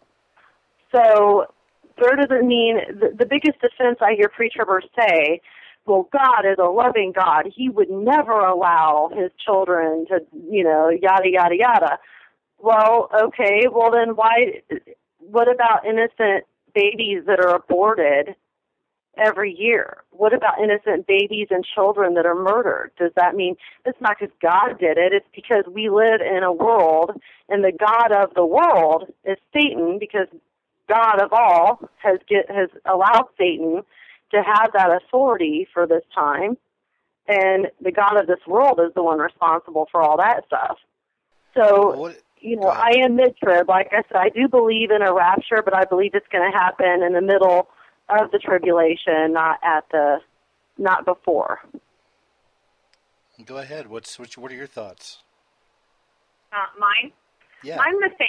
I have to say, my entire life, my dad, he's a very big Bible prophecy. My father is huge into all of that, and he kind of passed his knowledge on to me. But I grew up, Calvary Chapel and completely pre-trib. I used to actually teach hundreds of women at our church pre-trib, and I would get so upset if anybody taught anything different. But when I read Jonathan Shorey's book, Window of the Lord's Return, which Lynn actually recommended I read, it flipped my view. And I went with the idea that I would disprove it.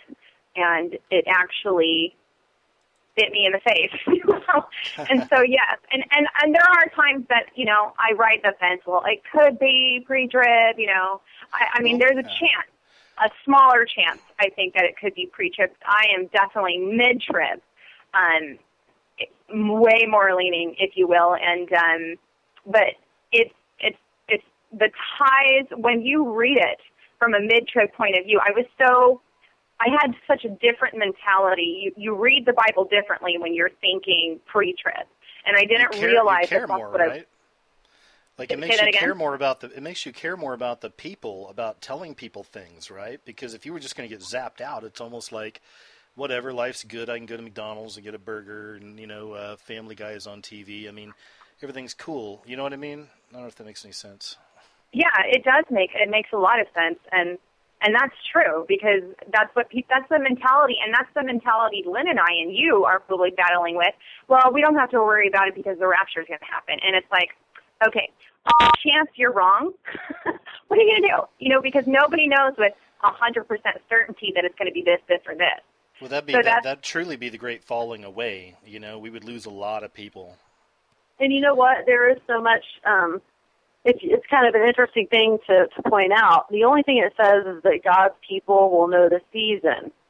Okay, to the world, it'll happen like a thief in the night. So for his people, we will know the season. But if you really think about it, it says no man knows the day or the hour.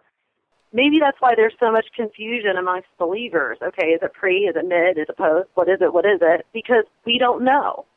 And these people just kill me who say, well, I know, praise God, that he's going to suck me out of here.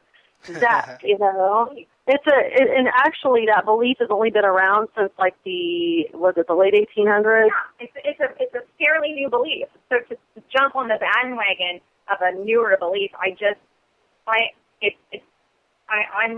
me put it this way: a lot of Americans think that we're all special. We're favored and special. And the guy that came up with the idea was a Freemason. Am I right? That I don't know. Yeah, I don't know. I never looked into it. I believe he was. Folks out there can research that, and so don't quote me on that. But I'm pretty sure that the man. I'm going to quote you on that now for sure.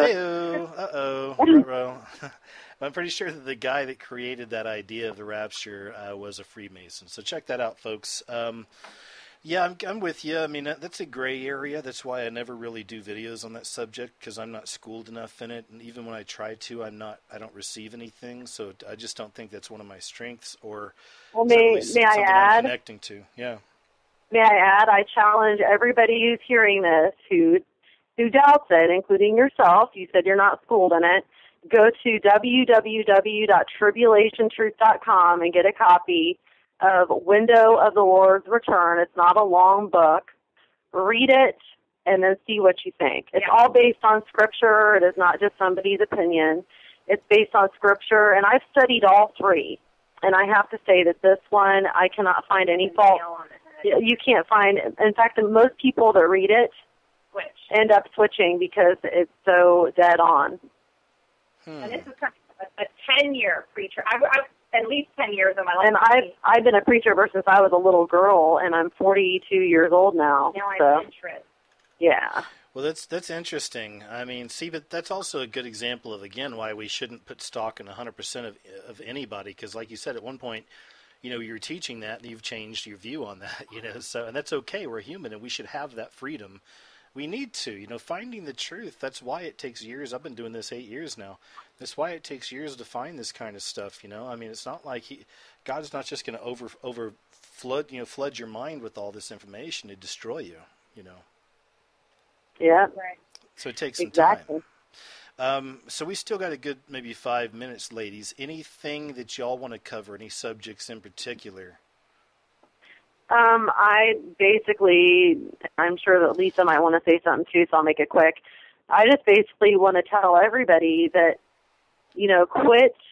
Let's all, not you per se, but just people in general that are out there, Christians and stuff, that it's time to stop debating everything. It's time to stop nitpicking everybody. It's time to stop being Pharisees and Sadducees, and it's time to just get ready.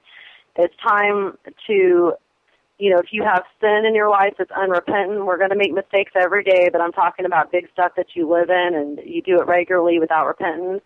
It's time to put that behind us, and it's time to move forward. I haven't read it yet, but I did receive word from somebody, I won't say who, that's has connections, and they're saying something significant may happen or more than likely would happen. I haven't read it yet. I was told about it in October. Well, Lynn, I'll just say quickly for the audience, I just want to say, I know Lynn a little bit outside of all this stuff. I do have to say her connections are legit. I can vouch for her. She has some really interesting connections. So go ahead, Lynn. Yeah, well, don't quote me because I haven't read it yet. I was told about it. I haven't read it because I haven't been home very long. But according to what I was told, when I do read it, it's going to be about something. What was it that's supposed to happen on October? Oh, something about weapons. Disarmament. That's all I know. That's all I was told. I haven't read it yet. I'll share it with you in private if you're interested once I read it. But it's about disarmament possibly happening in October and to get ready. So just in case that does happen, everybody needs to get ready. They've got your name on a list. They know who you are. You know, they're good. So, yeah. Costa Rica's looking better and better, I got to say. Yeah. Here, let me... Lisa do that or New Zealand. I thought about that too. Yeah, we're North Pole. Yeah, we'll go to Antarctica. Yeah. Iceland. Yeah, along that disarmament line, I just did a post yesterday, I believe, and the UN is hiring for disarmament military personnel at this moment. You can actually go on their website and pull that up. Have you heard that? Have you seen that? I'm putting that in my next video, just a little bit on it. But yeah, on my backup channel, I'll have a video on that. Go ahead. It's interesting to hear. Hey, I've got, you probably don't have time. I've got the email right in front of me. It's 3 paragraphs long, but they're short paragraphs. I don't know. Do you want me to share it? Well, we only got probably about 2 minutes. Do you think you could do it in 2 minutes? Probably not, but I'll... No. Okay, I view the situation of American troops being asked to confiscate weapons of U.S. citizens reprehensible. The UN is on a divide-and-conquer mission, and a deliberate attempt is underway to pit Americans against their own U.S. Army and even police officers. Do not fall for this and land on the wrong side. Yes, if they come to the door masked, and they will, you won't know who is under the mask. But if you speak to them, you will know by their accent. If you believe the powers are doing this purposely, you are right. If you are unaware of this, you need to heed the heads up. The deliberate influx of immigrants carrying diseases at the borders and being loosed upon the population along with a variant of a man-made flu will likely make martial law a necessary event come October. I had the flu 21 days bedridden earlier this year, H1N1 or worse. Many will not survive it or SARS, which will be brought over by Muslims during the next flu outbreak unless they know what to look for. I'm trying to find the part about the gun ban part. Hold on. I don't... No, it's great so far. It's got me on the edge of my seat. What, do you want me to continue or not? Please do. We still got about a minute. Okay. Many will not survive, and the Muslims were... Okay, if you can get... There's some typos in here. Can get a few IVs with ringers, it might be a good investment to help you on fluid replacement because the last place you will want to go will be the ER or the doctor's office. I cannot discuss certain aspects of what training some of our team members have, but it goes way, way up to the food chain. I would invest a few dollars into Silver Solution, Silver Sol, the large bottle, but don't buy it at the health store and pay the big markup unless you are currently ill. I have a business relationship with a lab and pay nowhere near retail, blah, blah, blah. I'm still here thanks to the good Lord. And I don't want to give out personal information. There might be more than one email. There's something about an email to do that was sent to me, and I have a ton of emails in here because I was told about it. I'll just have to let you know personally. Yeah, there's another one. This is the wrong one. There's another one sitting here. It says, here it is. It's one paragraph. Look for an October surprise around the 21st. Get your house in order. Sweat level 5.5 for now. By the way, 7 is the worst. 7 means get the heck out. Sweat level 5.5 for now and subject to go 6+ anytime with 7.0 by the 15th of October. Don't assume you have until a week before to get your affairs in order. And then he goes in some details, but you probably don't have time for me to share that. But October surprise, it says. So, wow. Another false flag, who knows? Who knows, guys? And that's just everybody out there. We're not saying this is going to happen. No one really knows. It's just she described it the way she needed to. So, folks, just use your own discernment on that. We don't know what's happening there. Ladies, wow, I've got to go. Awesome. Thank you for joining me. Nice talking to you both. Yeah, thank you. Thank you. Sorry I was so late getting to you. I apologize. You're good. Well, I'll talk to you later, Lynn, anyway. So y'all take care. And like I said, we'll talk to you a little later, okay? Thanks again. All right, folks. Hey, once again, that's his Rigged Reality Radio with KJ Ozborne. And my time is up. We got to go.